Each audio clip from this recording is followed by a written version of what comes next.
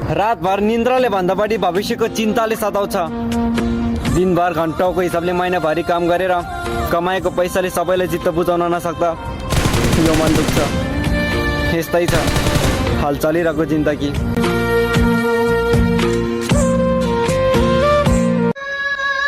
परदेश जानको लागि ऋण माग्दा साथ छोड्ने आफन्तहरू समय आएपछि जवाब दिनेछु। मुटु पोल्ने गरी लागेका ती शब्दका अनुहारहरू सबैको याद छ मलाई। कहाँ हो कहाँ समुद्र पारी कर मैले डोर्यायो। हामी परदेशसँग सबैले आश गऱ्यौँ भनेकै त्यही पैसा हो। 1 महिना मात्रै अलिकति काम पठाउनुपर्छ, हजारौँ कुराको जवाब दिनुपर्छ।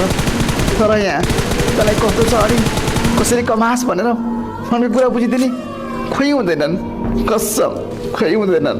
म यहाँ पल पल मरिरहेको छु, सक्ने जति त गरिरहेको छु। घरको यादले पागल हुन्छु, एकान्तमा म कति रुन्छु।